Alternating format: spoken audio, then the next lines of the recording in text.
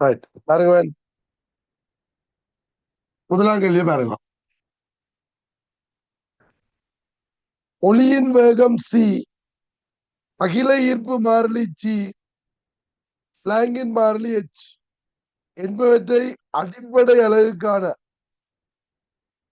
என்பவற்றின் அடிப்படை அலகுக்கான பரிமாணத்தை கொண்டு நீளம், திணிவு, நேரம் என்பவற்றின் பரிமாணங்களை வகை குறிப்பது. கொஞ்சம் இல்லகதரமான கேள்வி போட்டு வச்சுக்காரு. இந்த சி ஜி எச் பரிமாணங்களை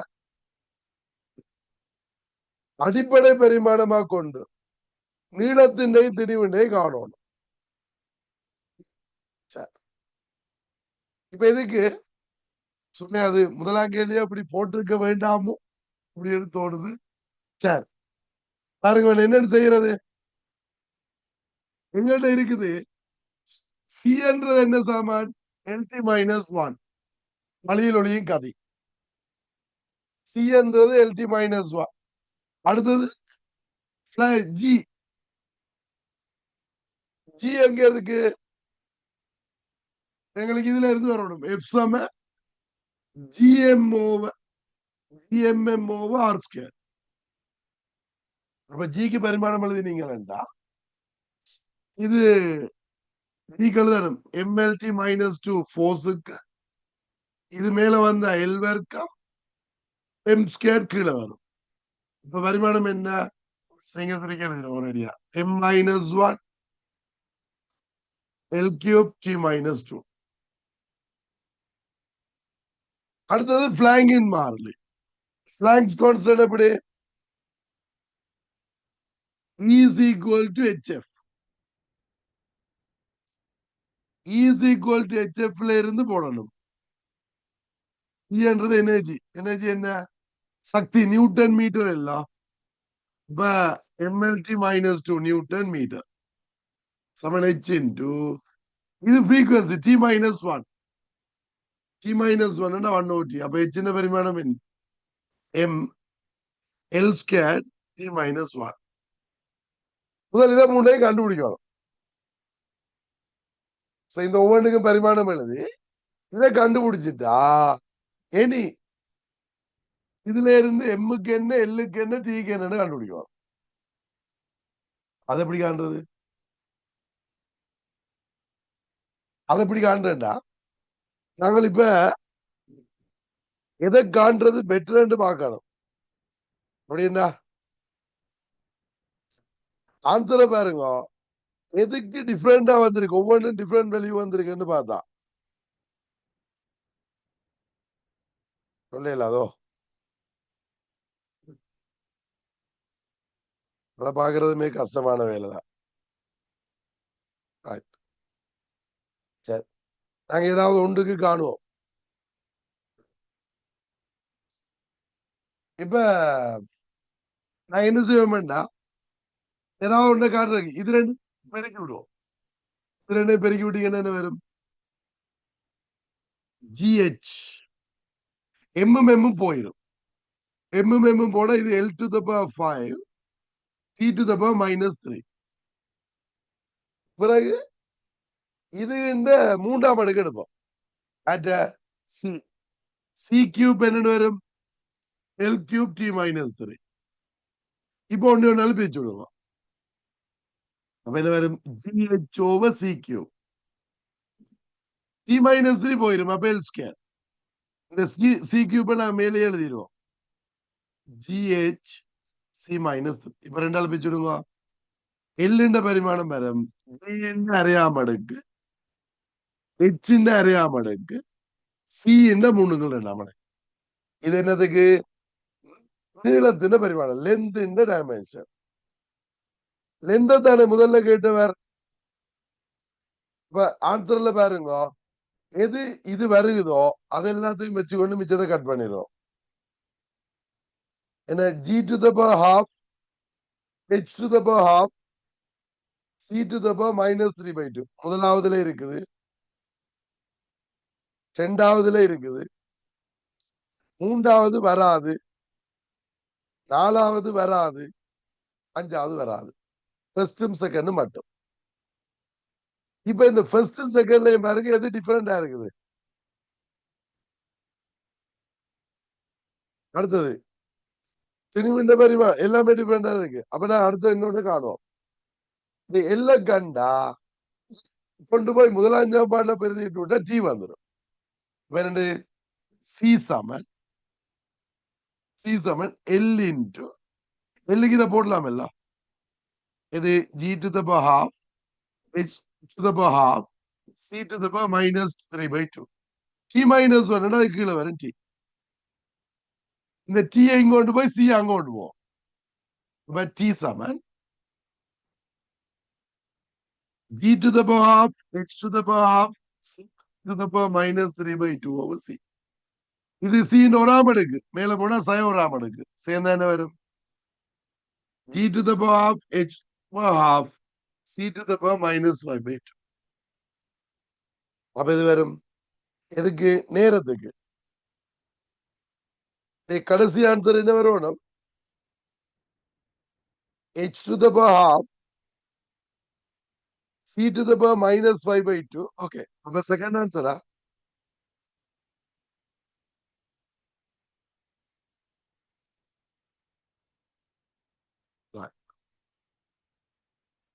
செகண்ட் ஆன்சர் இல்லையா?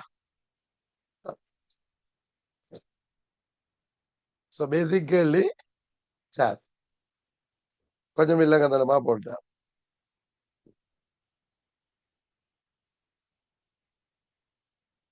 இது நான் கிரேட் 12க்கு எஸ்ஐக்களில் ஒரு பாட்டா போட்டது. இவர் இங்க எம்சிக்யூல போட்டிருக்க. சரி, இப்ப ரெண்டாம் கேள்வி பாருங்க.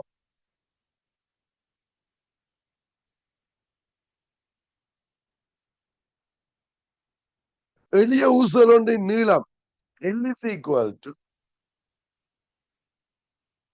L வந்து என்ன 100.0 பிளஸ் ஓ மைனஸ் 0.5 சென்டிமீட்டர். அடுத்தது அலைவு காலம் 2.00 பிளஸ் ஓ மைனஸ் 0.01 செகண்ட். இப்ப புவியீர்ப்பார் முடிவுகள் அறியும் பரிசோதனையில் ஜியின் அளவீட்டின் சதவீத வலுவாக அமைவது. பெர்சன்டேஜ் என்ன கேட்கிறார்? உங்களுக்கு தெரியும் ஜியை காண்றதுக்கு இந்த சாம்பாடு 2π√of L over G. பண்ணுங்க P வர்க்கம் வர்க்கிச்சா 4π வர்க்கம் L over G. இப்ப நீங்க G சமன் G எழுதானா 4π வர்க்கம் L இங்கு T வரும். இப்ப G இந்த சதவீத வலு கேட்கிறார். பெர்சன்டேஜ் எரர் தானே கேட்கிறார். இப்ப எல்லுக்குரிய பெர்சன்டேஜ் எரர் என்ன? இந்த இருக்கு percentage error 0.5, maximum error 0.5 over 100 into 100. 100க்கு 0.5 அப்ப 100 என்ன வரும்? 0.5%. அது எல்லுக்குரியது. டி வர்க்கத்துக்கு என்ன வரும்? 2 மடங்கு டி சதவீதம். பெர்சன்டேஜ் எரர் ஃபார் டி என்ன? 0.01 மேக்ஸிமம் எரர். ரீடிங் வந்து 2 into 100. அது 0.5 into 2 1%.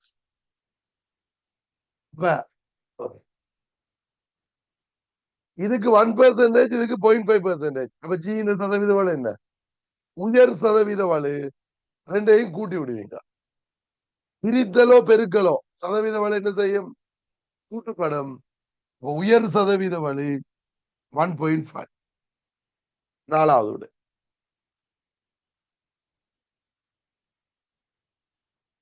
ஓகே இல்ல?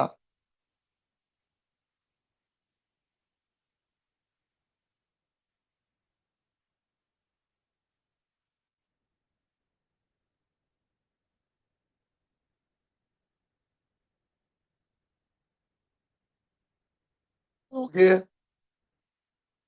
அடுத்தது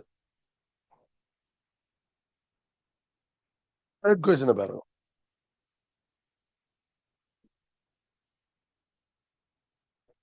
என்னவா? ஒரு சீர் வட்டத்தட்டு விட்டம் 56 சென்டிமீட்டர்.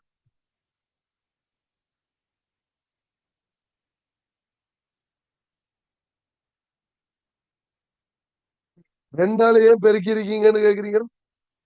வர்க்கம் வேண்டா, செய்கின்ற அளவுன்ற சதவீதம் அளவுன்னு 2 மடங்கு பெருக்கேக்க கூட்டுப்படும். இப்ப டி வர்க்கம் வேண்டா பெருக்கம் 2 தரம் கூட்டுப்படும். அப்ப 2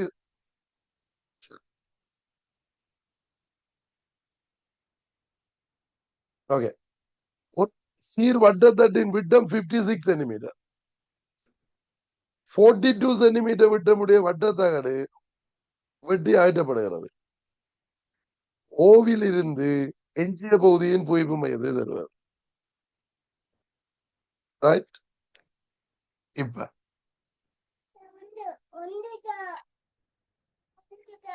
பெரிய வட்டத்தட்டுல இருந்து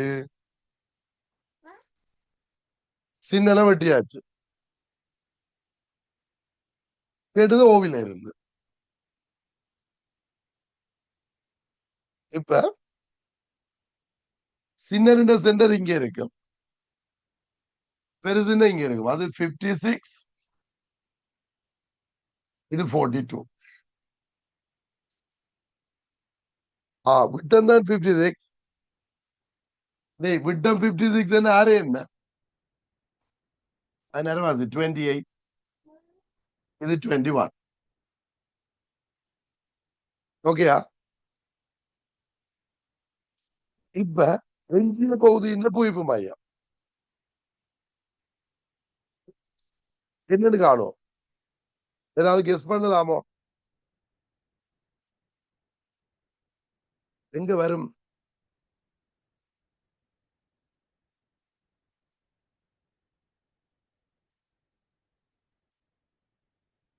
கெஸ் பண்ணலாம்னு பார்த்தேன். இப்ப இதுக்கு மேல வரும். இவ்வளவு 28 விட பெருசா இருக்கணும். இப்ப கட்டாயம் 37 வரலாம், அல்லது 47, 48 மூன்று இருக்கே சிக்கல் இல்லையா? நான் காணுவோம். இப்ப நான் என்ன எடுக்கிறேன்டா, இந்த 28 ஸ்கேட் எல்லாம் பாக்குறதுக்கு உங்களுக்கு சிக்கல் தானே. இப்ப இதை நாங்கள் 4A எடுத்தா இதை 3Aன்னு சொல்லலாம். ஏ நீங்க 7 எடுக்குவேன். இது 4 தர 7, இது 3 தர 7. இப்ப அது 4Aண்டா, இது 3A. இப்ப பெருசுன்ற ஏரியா என்ன சொல்லுங்க பாப்போம். பெரிய area πr square, π into 16A square. இந்த சின்ன பரப்பு என்ன வரும் சொல்லுங்க பாப்போம். π into 9A ஸ்கொயர். அப்ப நான் 16πA ஸ்கொயர்ட 16M திணிவன் எடுத்துறேன்டா, இது 9M திணிவு. அப்ப இந்த 16M எங்க இருக்கும்? அது மொத்த திணிவு 16M எங்க இருக்கும்? இது சென்டர்ல இருக்கும். நான் இவ்வளத்தையும் வெட்டிட்டேன் எல்லாம், வெட்டினதை திருப்பி கொண்டு வைக்கிறேன். இங்க வச்சாச்சு, கொண்டு வச்சா 9M இங்க வைப்பேன். அப்ப மிச்ச திணிவு எங்க இருக்கும்னு கேள்வி. 16Mல 9M போயிட்டேன்னா மிச்சம் அளவு 7M. 7M எங்க வரும்? இங்க இங்க வரும். அது இருக்கிற பாயிண்ட் தான் புவிப்பு மையம். இந்த புவிப்பு மையம் அதான். ஓகே. இப்ப என்ன ரேஷியோ? இந்த 9M 7M ரிசல்ட் 16ல வரணும். இந்த எஞ்சினதின்றையும் எஞ்சினது 7M, இந்த 9M இது இந்த வட்டம் அதையும் வச்சுட்டா விளைவில் 16M சென்டர்ல இருக்கு. என்ன ரேஷியோ? 9Mக்கு 7M. 7:9. இது 7x என்னது 9x.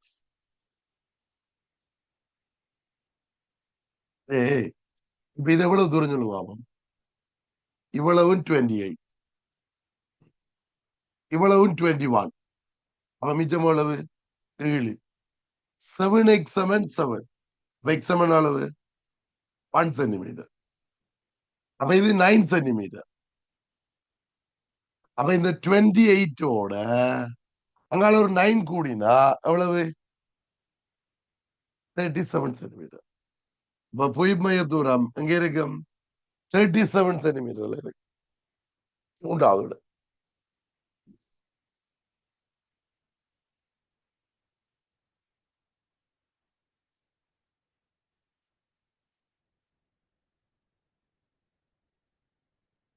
விளங்கிச்சா செய்தது?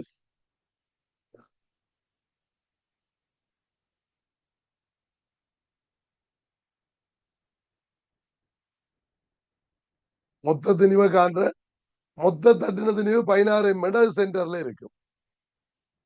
வெட்டினது இந்த திணிவு 9 அது அது இந்த சென்டர் இருக்கு. அப்ப 16 9 போட மிச்சம் அது இந்த போய் தான் காணணும்.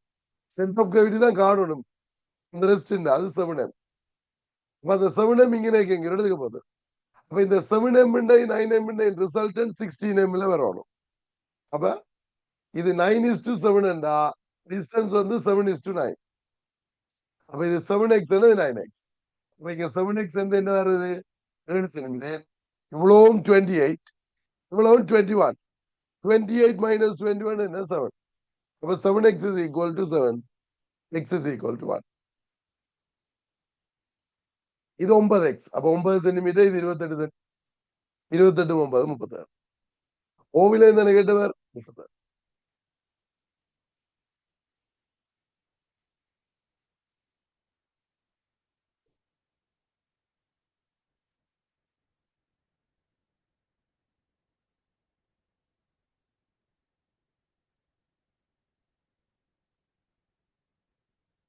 ஓகே.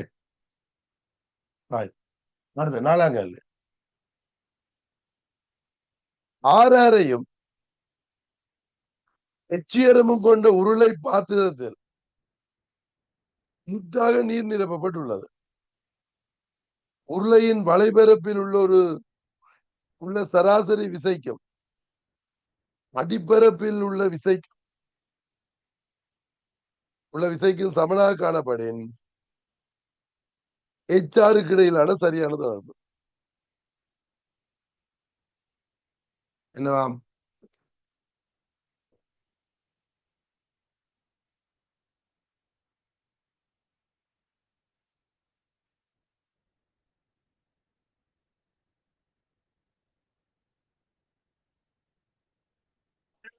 எச்சியரமும் கொண்டு பாத்திரத்தில் முற்றாக நீர் நிரப்பப்பட்டிருக்குது.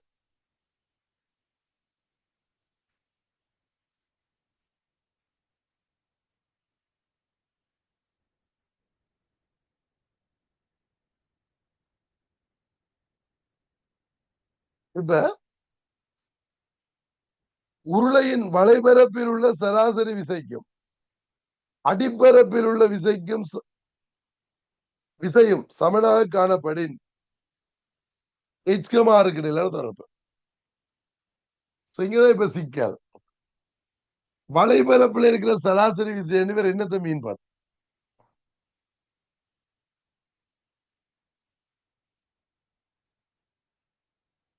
வலைபரப்புல இருக்கிற சராசரி விசை வேற என்னத்தை மீன் பண்ற?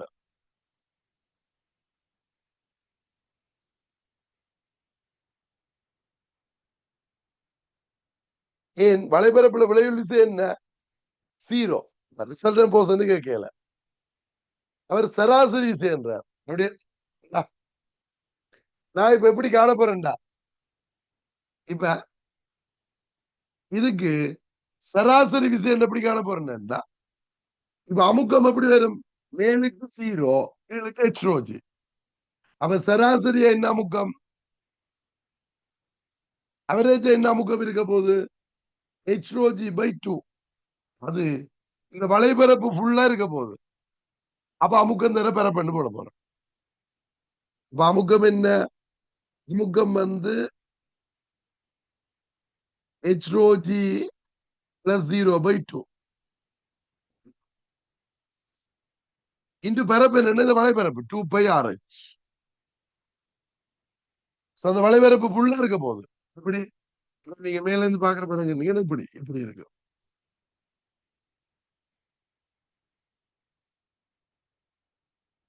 அமுக்கம் தர பரப்பு எல்லா இடம். இது அடிப்பரப்புல இருக்க பரப்புக்கு ஈக்குவலா விசைக்கு.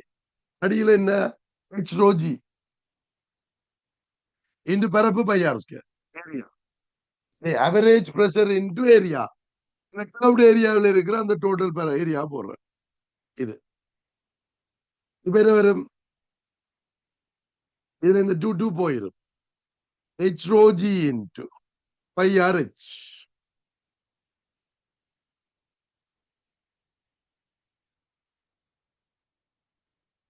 இதுல H rho G into pi R square. இங்க அமுக்கத்துக்கு அமுக்கத்துக்கு தான் அரவாசி போட்டிருக்கோம் இல்லையா? சரி, இப்ப ரோஜி ரோஜி போயிடும். எங்க பிழைக்குது? ஹெச் வெட்டுப்படுது. ஹெச் இல்ல, ஒரு ஹெச் வெட்டுப்படும், மிச்சம் இருக்கு. ஒரு ஹெச்சும் ஒரு ஆறும் வெட்டுப்படுது, பையும் போயிடும். அப்ப R is equal to H.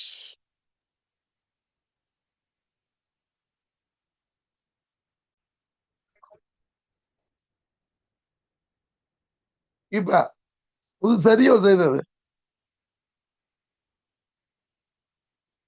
இப்ப இதுல இப்படிதான் வரணும். இது நான் என்னத்துக்கு பிடிச்சதுன்னு என்னுடைய டியூட்லயும் நான் இப்படி ஒரு கேள்வி போட்டிருந்தேன். அதை பேருந்து நான் அந்த டியூட்ல இருந்து இந்த கேள்வியை தூக்கி நான் என்னதுக்காக, இது ஒரு மீனிங் இல்ல இந்த கேள்வியில. என்ன சராசரி விசைன்றது என்ன? ஏன் இப்படி இப்படி விசை இருந்தா இப்ப இது ஒவ்வொன்றையும் கூட்டல, எங்களுக்கு சும்மா கூட்டல, நாங்க எண்ணி கூட்டுற மாதிரி கூட்டியிருக்கோம். ஹெச்ரோஜி இன்டு ஹெச்ரோஜி பை டூ இன்டு இதுன்னு சொல்லி எண்ணி கணிதத்தை கூட்ட மாதிரி ஸ்கேல குவான்டிட்டி ஆட் பண்ண மாதிரி ஆட் பண்ணியிருக்கோம். அப்படி இல்ல, ரிசல்டன் போஸ் தானே காணணும். இங்க ரிசல்டன் போஸ் இங்க. இப்ப இந்த கான்செப்ட்ல இந்த கேள்விய கேட்கல. அவர் என்ன மீனிங்ல கேட்டிருக்காருன்னு தெரியா, ஆனா ஸ்கீம்ல ஏதோ வேற ஏதோ ஆன்சர் தான் கொடுத்திருந்தா போல இருக்கு.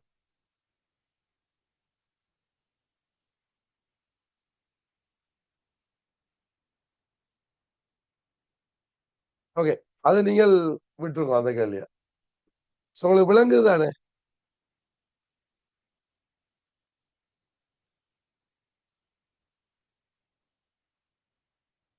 உங்களுக்கு கென்ச விளங்குதല്ലോ. இதுல கேள்வி அர்த்தம் இல்லைன்றது விளங்குதല്ലോ. ஏன்னா வலைபரப்புக்குரிய ரிசல்டன் போஸ் ஜீரோ, அடிப்பரப்புல மட்டும்தான் ரிசல்டன் போஸ் இருக்கும். அந்த போஸையும் இதுல உள்ளதையும் நாங்கள் எப்படி ஆட் பண்றோம்னா பிரச்சனை. அவர் கிளியரா சொல்லணும், இந்த சும்மா போர்ஸ கூட்டுறோம் அப்படின்னு சொல்லணும். இப்படி கூட்டினாலும் எங்களுக்கு இப்படி இருந்தா ஆறு ஈக்குவல் டு ஹெச்னு தான் வரும். சரி, இப்ப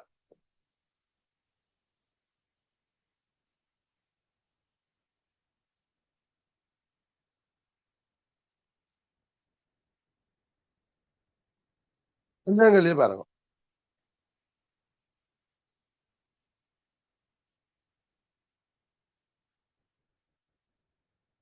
புவியை சுற்றி விளம்பெறும் நிலையான செய்மதிகள் பாதையை சரியாக வைக்குறிப்பது. Right. இப்ப புவியை சுற்றி விளம்பெறும் நிலையான செய்மதி, நிலையான செய்மதி என்ன? ஜியோ ஸ்டேஷனரி சேட்டலைட்டை கேட்கிறார். என்ன புவி நடுநிலையான செய்மதி. சோ புவி நடுநிலையான செய்மதியை நாங்க எப்படி நாங்கள் படிக்கக்குள்ள படங்கிறதுக்கு இப்படி கேட்கிறோம். அச்சு இப்படி இருந்தா இந்த மத்திய கோட்டு கண் மேல இப்படி சுத்தும் செய்மதி. பூமியின் நடுநிலையான செய்மதி. இப்ப இது பூமி கொஞ்சம் சரிஞ்சிருக்கല്ലോ, 23 சரிஞ்சிருக்கிறபடியா இப்ப பூமி எப்படி சுத்துது? இப்படி சுத்துது. இப்ப இதுக்கு செய்தான் என்ன புவி நடுநிலையான செய்மதி. அப்பதான் ஒரே சுற்று காலத்துல வந்து கொள்வார். இப்ப மத்திய கோட்டுல இந்த புவி நடுநிலையான செய்மதிகள் அனுப்பி கொள்வோம். அப்ப இது தேர்ட் ஆன்சர்.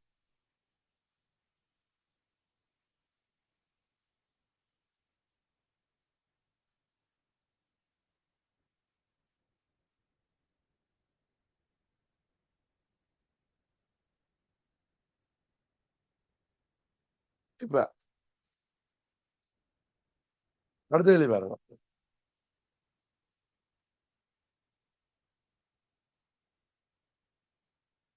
ஆறாம் கேள்வி.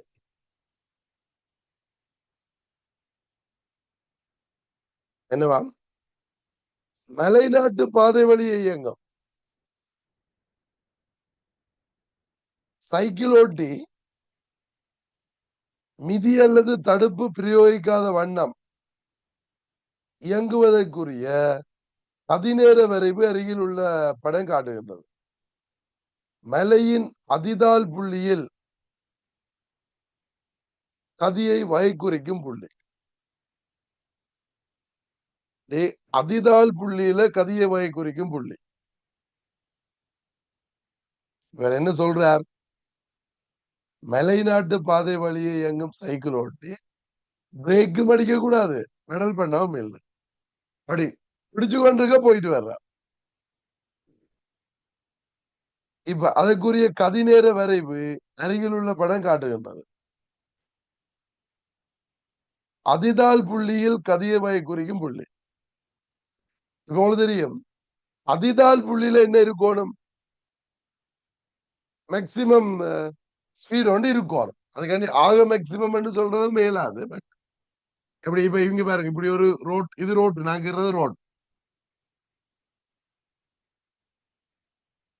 இப்படி இருந்தா இப்ப இந்த இடத்துல இவருக்கு ஒரு ஸ்பீடு இருந்துச்சுன்னு வைங்க, இல்ல இவர் மட்டுமட்டா இருக்காருன்னு வைங்க, நான் ஸ்பீட் ஜீரோன்னு வைங்க, இந்த இடத்துக்கு போய் இவருக்கு ஸ்பீட் கிடைக்கும். இதுல மேக்சிமம் இழந்த அழுத்த சக்தி பெற்ற இயக்க சக்தி, kinetic energy gain potential energy லாஸ்க்கு ஈக்குவல்.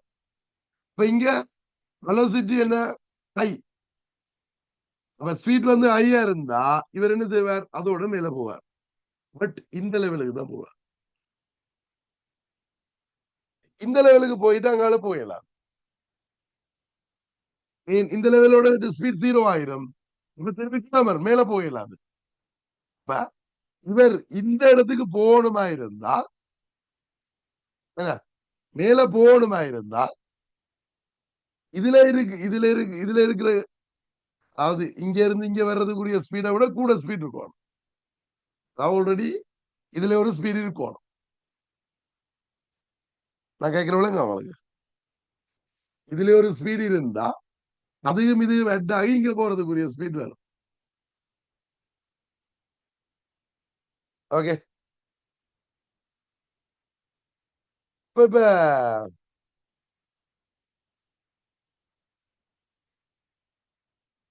இரண்டு அதிதால் புள்ளியில கூட ஸ்பீட் இருக்கணும்ன்றது ஓகே. இப்ப ஆக கூட ஸ்பீட் இருந்தா என்ன நடக்கும்? இதுல இவருக்கு ஆக கூட ஸ்பீட் இருந்தா என்ன நடக்கும்? இவர் இதுல போய் பிரேக் அடிக்க வேண்டி வந்துடும். பிரேக்கும் யூஸ் பண்ணக்கூடாது. அப்ப ஆக கூடின ஸ்பீடும் பெறக்கூடாது. இப்ப இதை எப்படி கண்டுபிடிக்கிறது?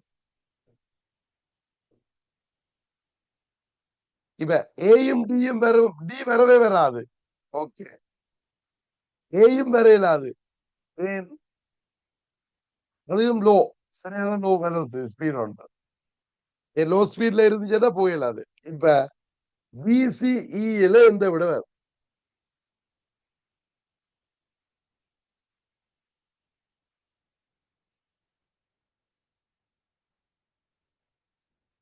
பிசிஇல எது வரும்?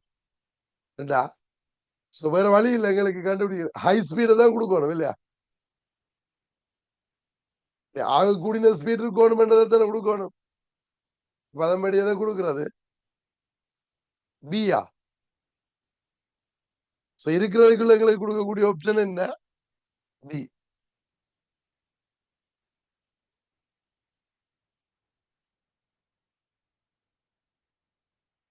பாத தரையில எங்களுக்கு ஸ்பீட்ல தந்துருக்குது. ரைட். இங்கிலீஷ் மீடியம் பேப்பர்ல ஏதோ மாறி கொடுத்துருக்கேன். பாப்போம்.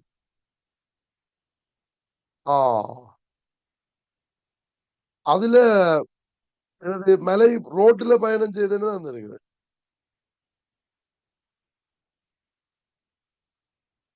இல்ல இல்ல, மலையில போறதுக்கு speed time graph of cyclist is on.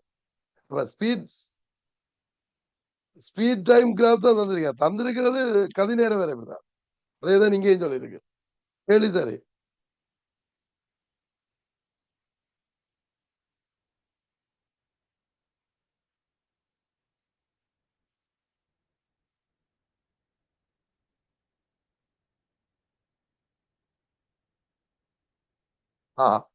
அதுல கேட்டு கிடக்குது. At which point did he reach the bottom of the first hill? அது பிழை என்ன?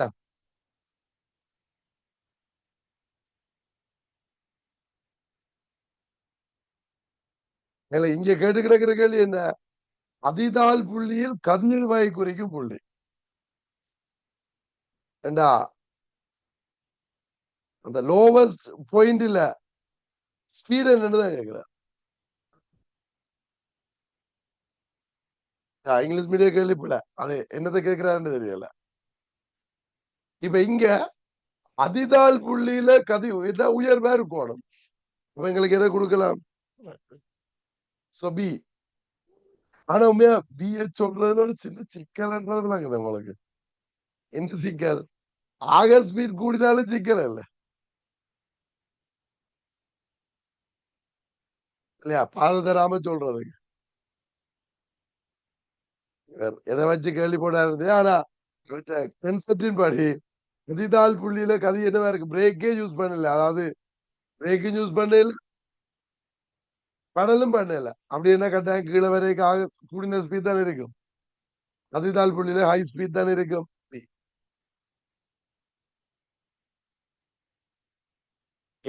இது எப்படின்னா இயங்குறதுலயே ஹை ஸ்பீட் படியா இயங்குறது ஸ்பீட் ஆகிறது நடந்திருக்கார். அப்ப கட்டாயம் அதிதாள் புள்ளியில இருக்கிறது ஹை ஸ்பீட் தானே. தான் பாதை பற்றி எங்களுக்கு சொல்லலாது. பாதை எப்படி இருக்கும்னு சொல்லலாது. பட் அதிதாள் புள்ளியில உயர்கதி இருக்கும். உயர்கதி எது? பி.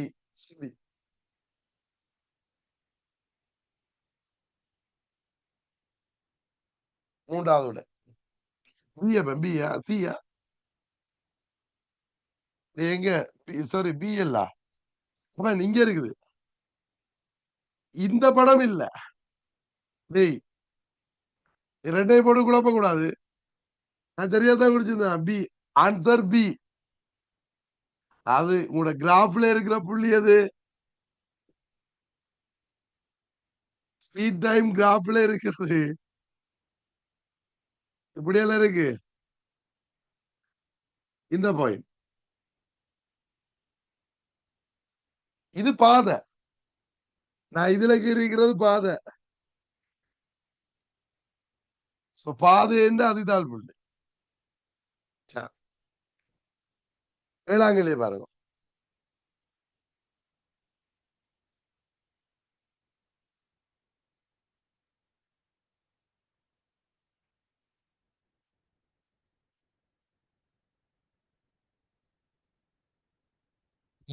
ஏழாங்கல்லி பாருங்க. வளைவான பாதையில் வேகமாக செல்லும் மோட்டார் சைக்கிள் ஓட்ட வீரரை அருகில் உள்ள மோட்டார் சைக்கிள் ஓட்ட வீரரை அருகில் உள்ள படம் காட்டுகிறது. வளைபாதையில் செல்லும் போது தொழிற்படும் விசையாக அமைவது.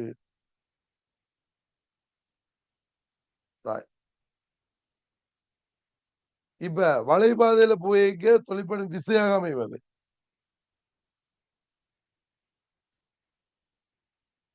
இன்னும் கேட்கிறார்.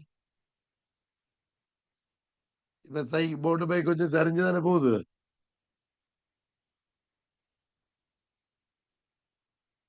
வளைபாதையில திரும்புறார்.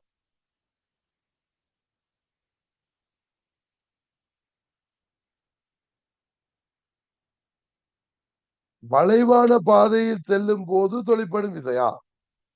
நேர் ரோட்ல போயிக்க இப்ப இப்படி ஒரு விஷயம் தேவையில்லை எங்களுக்கு. இப்ப இவர் நேர் ரோட்ல போறாருன்னு வைங்க, ஸ்ட்ரைட் ரோட்ல போறாருன்னு வைங்க, இந்த இந்த திசை இந்த திசையில விசை தேவையில்லை, மையத்தை நோக்கி விசை தேவையில்லை. இப்படி ஒரு விசை இருக்காது. எம்ஜி இருக்கும், எம்ஜி இருக்கும், ஆர் இருக்கும். அது நார்மலா ஸ்ட்ரைட் ரோட்ல போய்க்கையும் நேர்கோட்ல போய்க்கையும் அந்த ரெண்டு போஸும் இருக்கும். பட் வளைபாதையில போய்க்க அடிஷனலா வர போறவர் யாரு? மைய நாட்டு விசை சென்டிமீட்டர் போர்ஸ் தான் அடிஷனலா வர போறார். இப்ப அந்த அடிஷனலா வர்ற போர்ஸை பற்றி தான் இவர் கேட்கிறார். இப்ப இது ஏ இல்லையா? அது இது இல்ல இன்றது என்ன சாமான்? ரிசல்ட் இது வர்றதால அந்த ரிசல்ட் வருது. அப்ப அடிஷனலா வர்ற போர்ஸ் எது? இந்த சென்டிமீட்டர் போர்ஸ் மைய நாட்ட விசை. மைய நாட்ட விசைன்னு குறிச்சிருக்கிறவர் இங்க. ஓகே, அடுத்தது என்னது? First answer.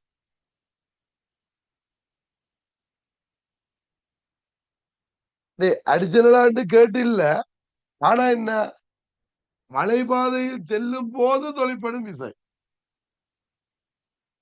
அப்ப ஸ்ட்ரைட் ரோட்ல போய் தொழிற்படுறது இப்பவும் இருக்குது, முதலும் இருக்குது, பிறகும் இருக்குது. பட் மலைப்பாதையில போறது இது மட்டும். மலைப்பாதையில போய் தொழிற்படுறது இது. சரி,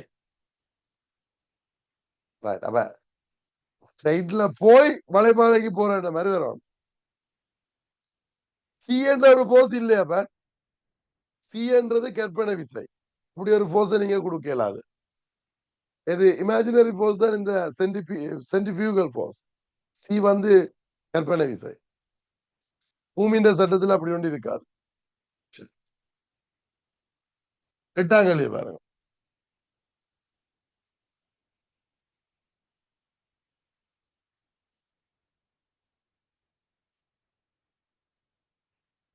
அவன் கேள்வியில உண்மை இப்படிதான் கேட்டிருக்கணும்.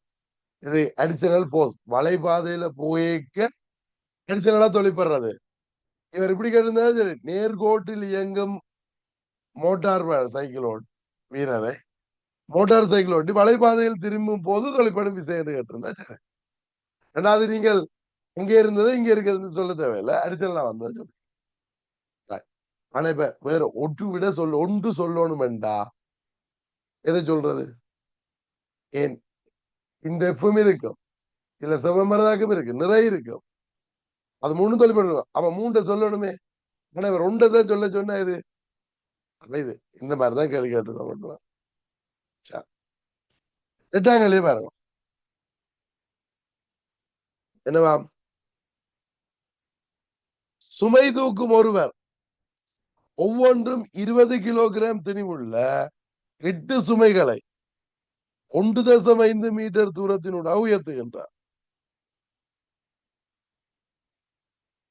இதற்கு அடுத்த நேரம், எனக்கு அடுத்த நேரம் 48 செகண்ட். அவரால் பயன்படுத்தப்பட்ட வழியாது என்னவாம்? ஒவ்வொன்றும் 20 கிலோகிராம் திணிவுள்ள 8 சுமைகளை 1.5 மீட்டர் தூரத்தினூடாக உயர்த்தின. அப்ப எல்லாத்தையுமே 1.5 மீட்டருக்கு தான் உயர்த்துற. இப்ப என்ன வலுதானே கேட்டது? பயன்படுத்தப்பட்ட வலு. வேல் ஒர்க் ஓவர் டைம். என்ன வேலை? எம்ஜிஹெச். எம் ஜி ஹெச் வந்து 1.5 அப்படியே எம்ஜிஹெச் ஓவர் எம்ஜிஹெச் அப்படியே 8 சுமையா தூக்குற ஓவர் 48. இப்ப இதை 8 சொல்லிக்கிறீங்கன்னா இது 6 முறை.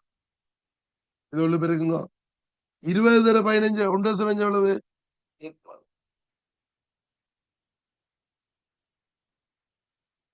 அவ்வளவு 50 பேர்.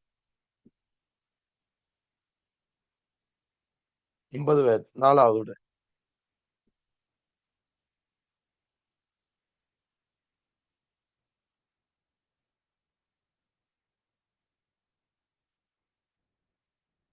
ஓகே, அடுத்தது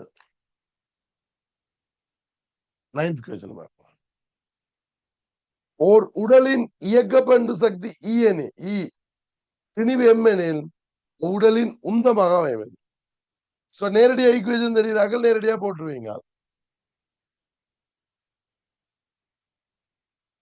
இல்லையா? அப்படி இல்லையண்டா இப்ப கைனடிக் எனர்ஜி ஈக்கு என்ன போடுவீங்க? half mv square. So P is equal to mv. எது விடையில வரையில? v வரையில. தான் கேட்டது v வரையில. அப்ப இதை வர்க்கிச்சு பொடிப்பிச்சுடுவோம். அப்ப E ஓவர் P ஸ்கொயர். இங்க half mv ஸ்கொயர் ஓவர் இதை வர்க்கிச்சா m ஸ்கொயர் v ஸ்கொயர். ஒரு m போயிடும். அது 2 கீழே வந்தா E by P squared Saman 1 over 2m. So P squared is equal to 2me. அப்ப P என்ன? root of 2me. Second answer.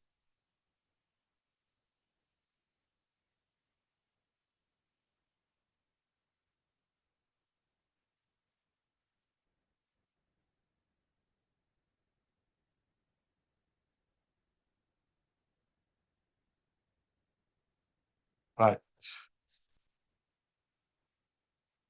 பதாங்களி பாருங்க என்னவா?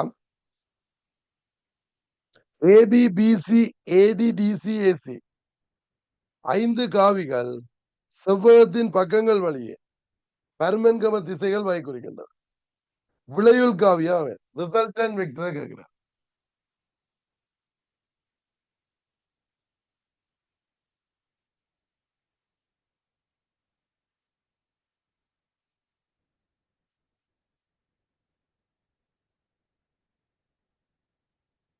AB BC AD DCS. இப்ப ரிசல்ட் வெக்டர் என்ன? ஏபி பிளஸ் பிசிக்காண்டி ஒரு ஏசி வரும். அவங்க ஆல்ரெடி ஒரு ஏசி இருக்கு. அப்ப 2 ஏசி. ஏடி பிளஸ் டிசிக்காண்டி இன்னொரு ஏசி வரும். அப்ப என்ன? 3 ஏசி. Third answer.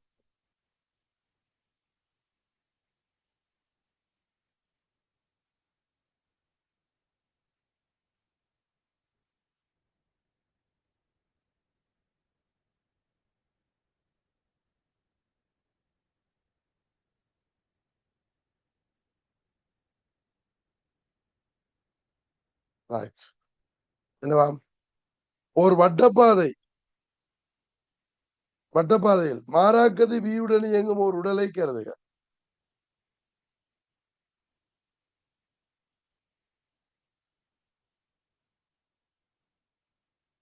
இப்ப ஏல வி, இதுல மாறாக்கதியோட இயங்கும்.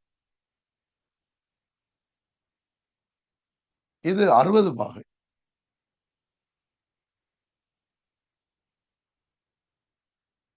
ஏனே ஏயிலிருந்து பிக்கு உடல் செல்லும் போது வேக மாற்றத்தை சரியாக வாய்க்குறிப்பது. ஏல இருந்து பிக்கு போய்க்க வேக மாற்றம் 2 பேரும்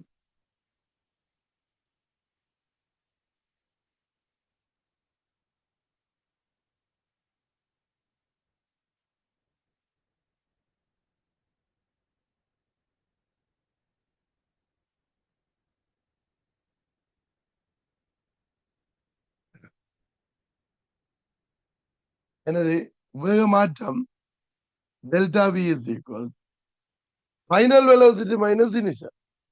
இவங்க இது V final. So minus initial. Initial என்ன? இது. இப்ப இந்த மைனஸ் பிளஸ் ஆக என்ன வேணும்? இப்படி வி. சோ பிளஸ் இப்படி வி.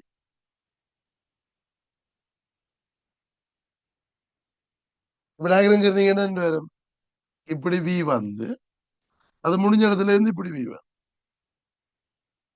அப்புறம் ரிசல்ட் இப்படி வரும். இது எந்த திசை?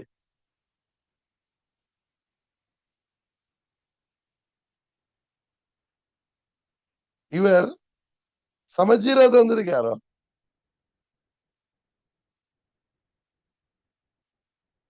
இதுல இப்படி இந்த கோடுக்கு இருக்கிறபடியா 30 30 இருக்கணும் இல்லையா? இப்ப இங்க இது 30 என்ன? இது 30. இப்ப இங்க இது 60 90 அல்ல. அப்ப இது ஹொரிசோன்டலோட 60. இதுவும் அப்ப எப்படி? இது 30 என்ன? இது 30 என்ன? இது 30. அப்ப இங்க 60. அதுவும் ஹொரிசோன்டலோட 60. அப்ப என்ன வரும்? VN வரும்.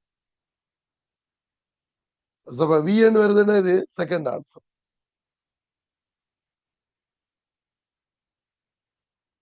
ஓகே. இது இப்படி செய்யலாம். இப்ப இது அடிக்கடி நாங்க கேள்வி செய்யறதால இப்படி வரைக்குள்ள எங்களுக்கு ஆன்சர் இருக்குது. எப்படின்னா delta V is equal to 2v sin theta by 2. இதுக்கு delta V 2v sin theta by 2. sin theta by 2 என்ன?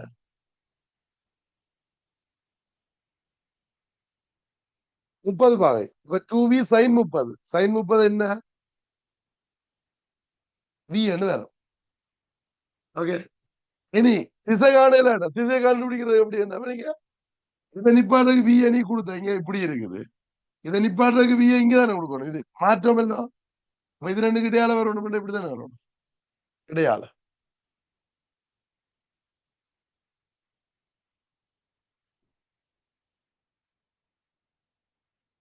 Okay right.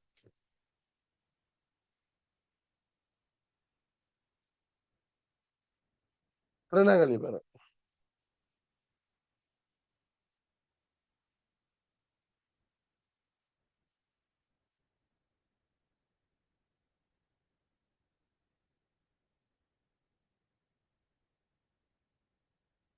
என்னவாம்? கிடையான ஒப்பமான முனைகள் பஃபர் தடுப்புகள் உள்ளதுமான படத்தில் காட்டியவாறு 3 கிலோகிராம் 2 கிலோகிராம் இரண்டு துறளிகள் விச்சுருளை மின்னியங்க விடப்படுகின்றது. சுழலி சுயாதீனமாக இயங்கக்கூடியது. சுழலி தடுப்பில் பட்டு மீண்டும் இயங்க ஆரம்பித்த புள்ளியில் சந்திக்கும்.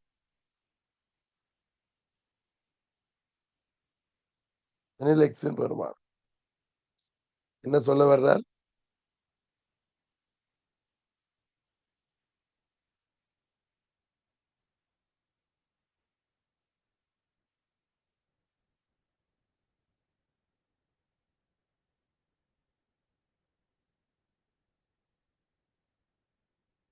உங்களுக்கு தமிழ் விளங்குதா? எனக்கு தான் தமிழ் புரியாம இருக்கா?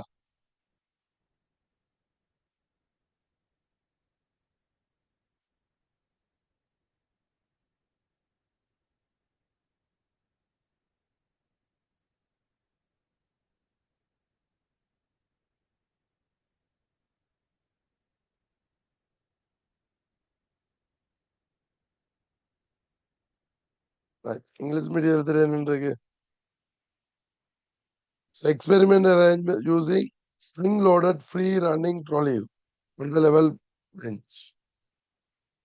So what is the distance if the both trolley hit the buffers at the same instant? அங்கேயும் பிரச்சனை. இங்க போயிட்டு வருதுன்னு சொல்லியிருக்க. அதுல தடுப்புகள்ல மோதுறத பற்றி காய்க்கல இங்கிலீஷ் மீடியத்துல.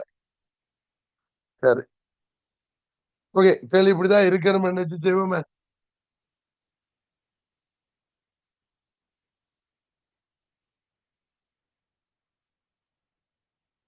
இது இங்க போய் பட்டு திருப்பி வர்றார், இது போய் பட்டு திருப்பி வர்றார், வந்து திருப்பி இந்த இடத்துலயே சந்திக்கணும். அப்படின்னா எக்ஸின பெருமதி என்ன கேள்வி?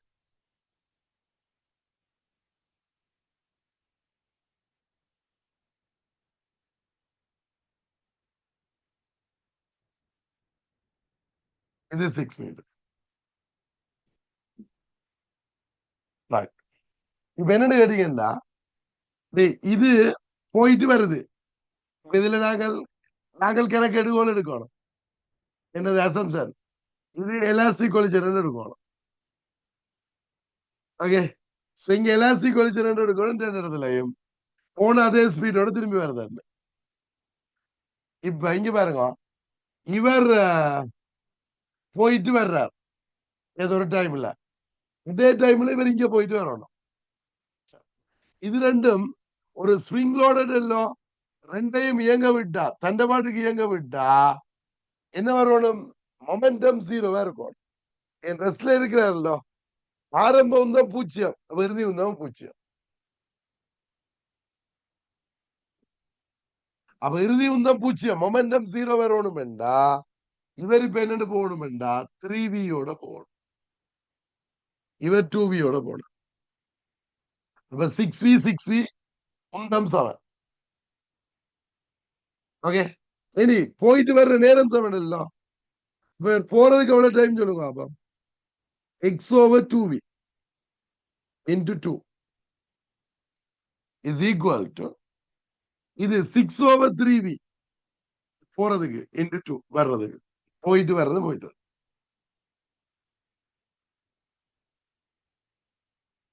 இப்ப இந்த விவி போயிடும், இந்த டூ டூ போயிடும்.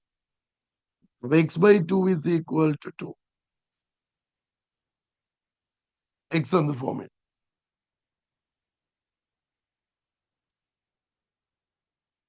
ஓகே, இதுல எலாஸ்டிக் கொலிஷன் மீள்தன்மை மோதுகை எடுக்கிறேன். ரெண்டு இடத்துலயும் மீள்தன்மை மோதுகை. அப்ப இதுல இருந்து போயிட்டு வர்றார், வந்து திருப்பி அதே இடத்துல மோதுறார். அப்ப என்ன, ஒரே நேரத்துல வெளிக்கிறார், ஒரே நேரத்துல வந்து மோதணும். அப்ப என்ன வரும்?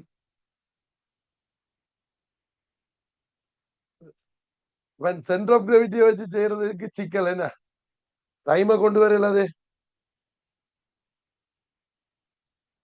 அதுல நம் முதல்லையும் அதே இடத்துல, இப்பவும் அதே இடத்துல. இப்ப இல்ல,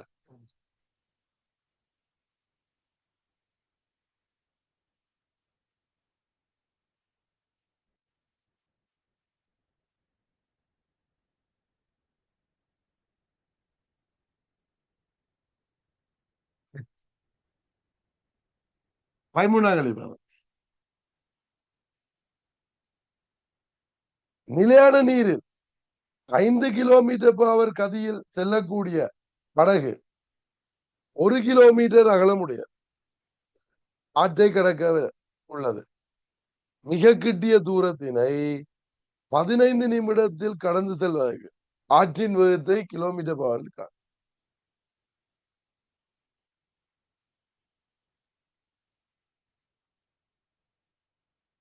இப்ப என்னவா, 5 கிலோமீட்டர் நிலையான நீர்ல 5 கிலோமீட்டர். இவர் எப்படி கிடக்கணும்? மிக குட்டிய தூரத்தை 15 நிமிடத்துல கிடக்கணும். மிக குட்டிய தூரம் இது. இங்க நீங்க போறதுக்கு 15 நிமிடம்.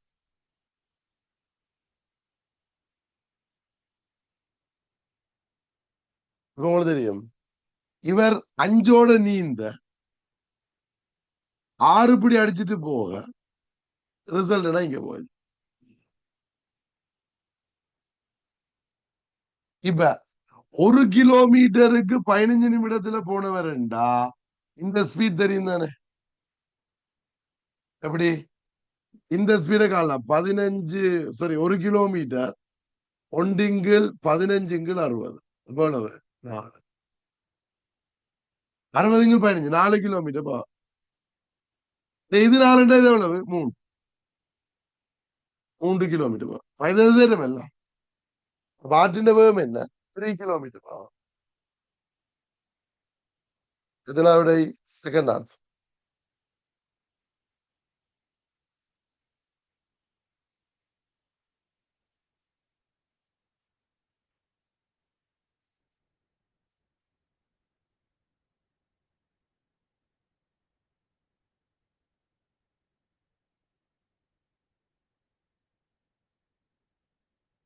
பதினாலாம் கேள்வி பாருங்க. ஒரு துணிக்கை நிலைக்குத்தாக மேல் நோக்கி எறியப்படுகிறது. அரைவாசி உயரத்தில் உள்ள போது வேகம் 10 மீட்டர்/செகண்ட் ஆகும். துணிக்கை அடையும் அதிக உயரம் ஆகாய்வது. அரைவாசி உயரத்தில் இருக்க 10.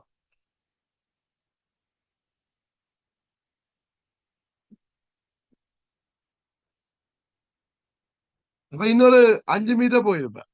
ஏன் வேகம் 0 வரைக்கும் போவாரு.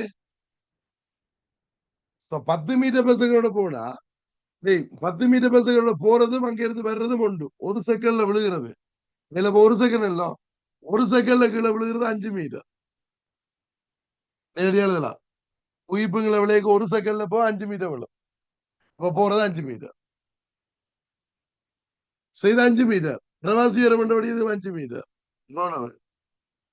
10 மீட்டர். மூன்றாவது விட.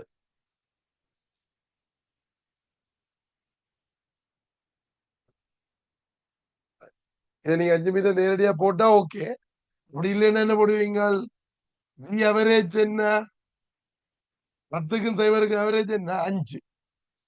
அவரேஜ் 5 மீட்டர்/செகண்ட். 1 செகண்டுக்கு 5 மீட்டர். இங்க நீங்க 1 செகண்ட் 5 மீட்டர் போவ.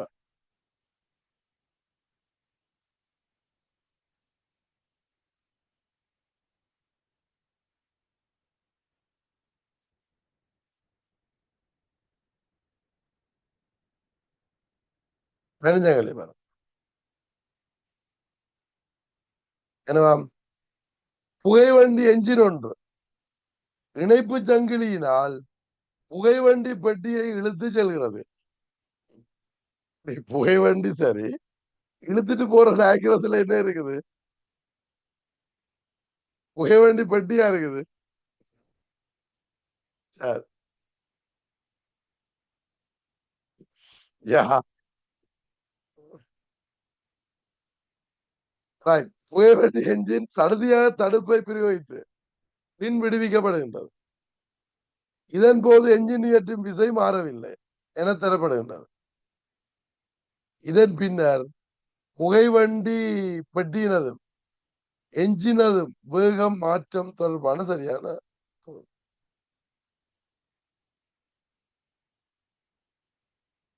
என்ன சொல்லப்படுது?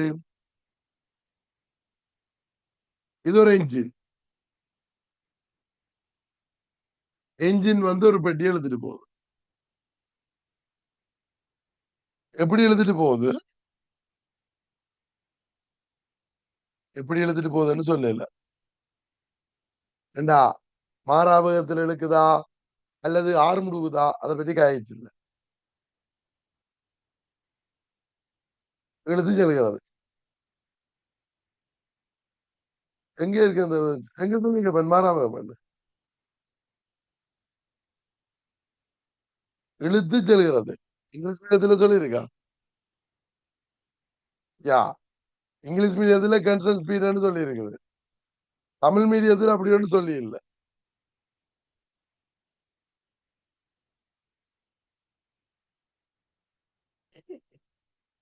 இன்னைக்குடா ஒன்றில் இங்கிலீஷ் மீடியம் பேப்பரை சரியா அடிக்கணும் இல்லையா? தமிழ் மீடியம் பேப்பரை சரியா அடிக்கணும். அது ஒன்றுல அதுல சரியா இருக்க. இப்ப அது பிரச்சனை. எது சரின்னு எங்களுக்கு தெரியாது.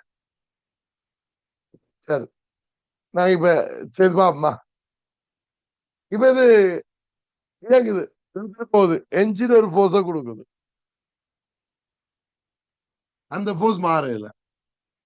அப்ப இப்ப இதுக்கு ஒரு போர்ஸ் வரும் தானே? எஃப் பண்ணணும்.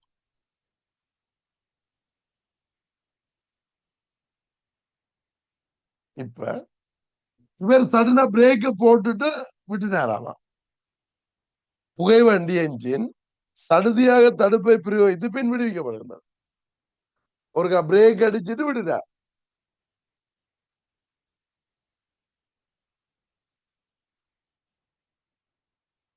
இப்ப பிரேக் அடிச்சிட்டு விட்டா என்ன நடக்கும்?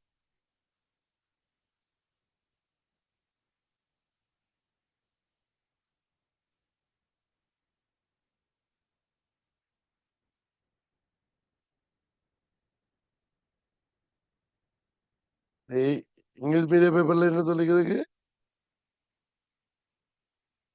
Engine breaks.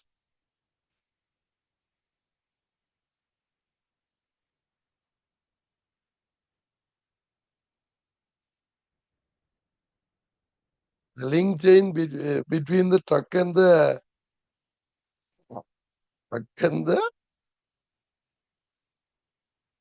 engine brakes. என்னங்கடா?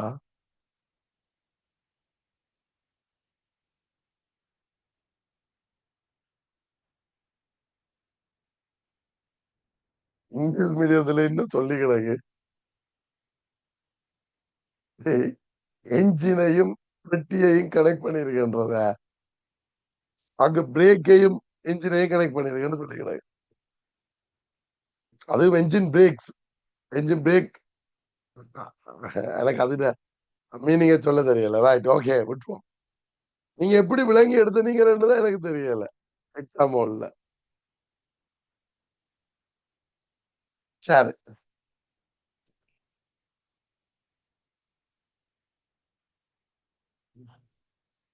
என்ஜின் உடையுதாம்.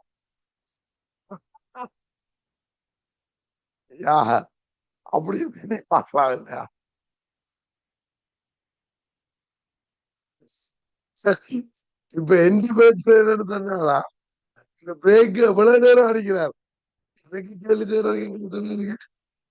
நான் இதை வேற யூடியூப்ல போடணும். யூடியூப்ல போடுங்க என்ன என்ன யோசிப்பான தெரியாது. இப்ப சடனா பிரேக் அடிச்சா சடனா பிரேக் அடிச்சா என்ன நடக்கும்? பிரேக் விட நேரம் அடிக்கிறதுதான் பிரச்சனை. இப்ப அடுத்த பிரச்சனை அடிச்சிட்டு விட்டா சடனா ஒரு ட்ராப் பண்ணி வரணும் இல்லையா? அதுக்கு ஒரு டைம் எடுக்கும். நீங்க பிரேக் அமர்த்திட்டு விடேக்க அந்த அமர்த்துற கேப்புக்குள்ள வெலோசிட்டி குறையும், இவற்றை குறையும். ஆனா இவருக்கு அப்படி ஒண்ணு நடக்க போறது இல்லை.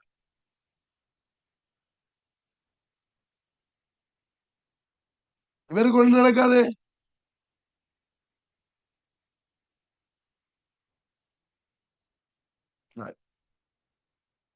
இப்ப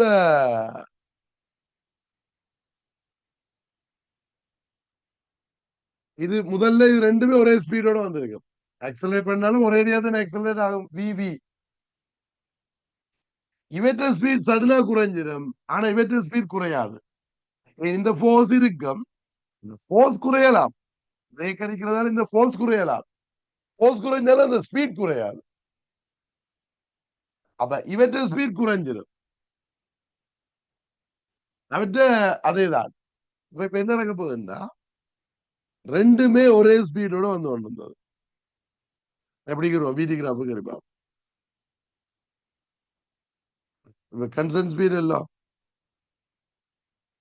60 வந்து ரெண்டுமே ஒரே ஸ்பீடோட வந்தது. பிரேக் அடிச்சோன்னு இவற்றை என்ன செய்யும்? சடனா ட்ராப் ஆகி திருப்பி பிரேக்கை விட்டோன்னு என்ன நடக்கும்? வெலோசிட்டி கூடி மாறாது.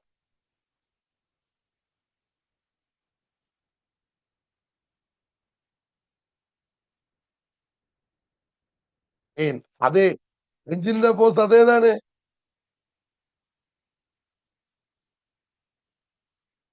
பட் இவற்றை என்ன நடக்கும்?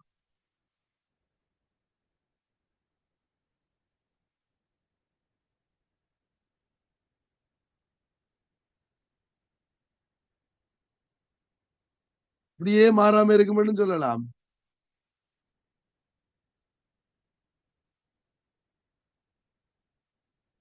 ஆனா இந்த போர்ஸ் குறைஞ்சா இப்ப இதுக்கு ஃபிரிக்ஷன் இருக்குமல்ல மாறாமத்தோட போது என்ன? இந்த போர்ஸ் குறைஞ்சா குறைஞ்சு கூடுதுன்னு சொல்லலாம். கிடைக்கிறது கஷ்டமேடா. டேட்டாக்கள் பத்தாம இருக்கிற மாதிரி இல்ல.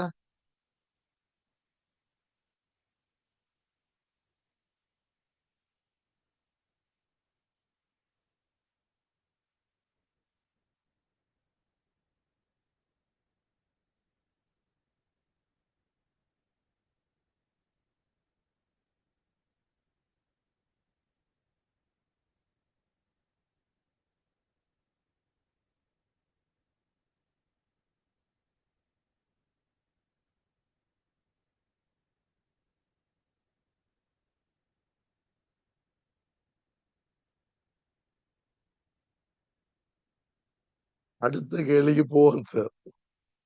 அதான் பெட்டர். பட்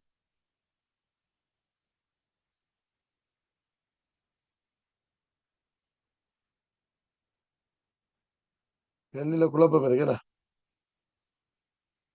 பிரேக் அடிச்சதுக்கு பிறகு ஓகே என்ஜின் வேகம் கூடும்னு சொல்லலாம். வேகம் கூடி தானே மாறாம வரும். சோ கூடும். இவைகள் அந்த பெட்டி இன்றைக்கு நடக்கும்.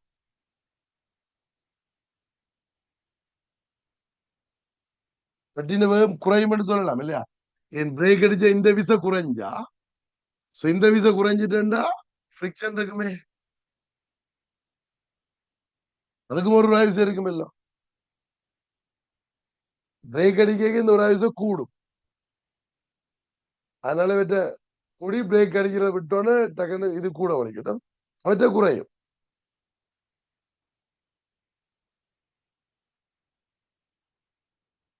ஏன் இந்த போஸை விட இந்த போஸ் கூடவா இருக்கும். பிறகு கூடி குறைஞ்சது திருப்பி கூடணுமே. குறைஞ்சு கூடி மாறாம வரணும். அது எப்படி தவேசா?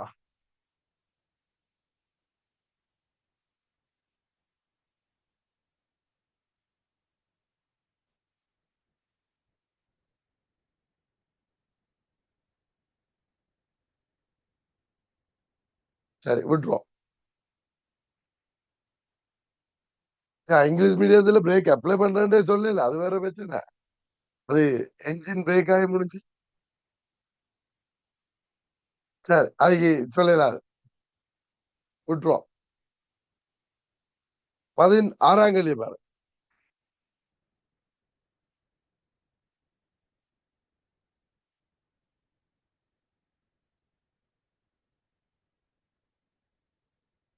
ஒரு குரங்கு 20 மீட்டர் நீளமான நிலைக்குத்து கயிறு வழியே மேல் நோக்கி வருகின்றது.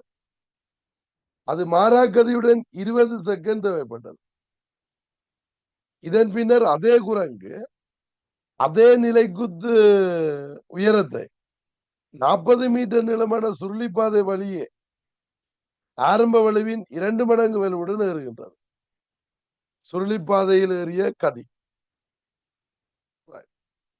இப்ப உங்க என்ன விலைன்னு கேட்டீங்கன்னா MGH by T. Okay, T வந்து 20 செகண்ட்.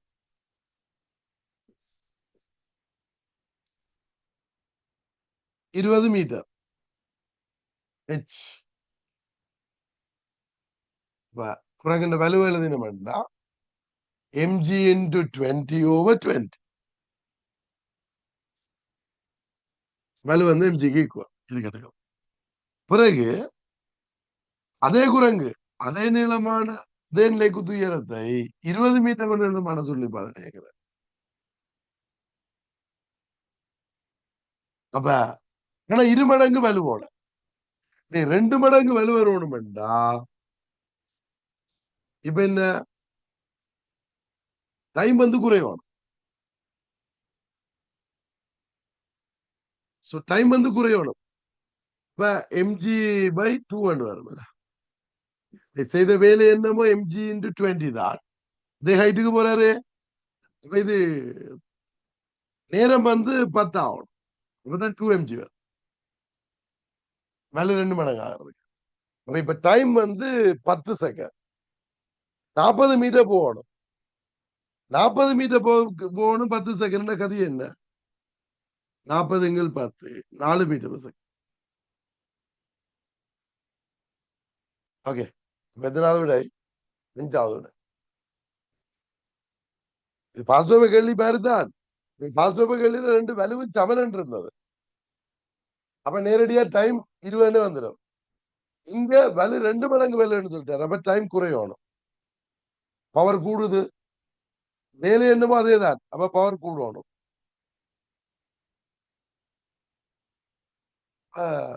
4 metre second. சரி.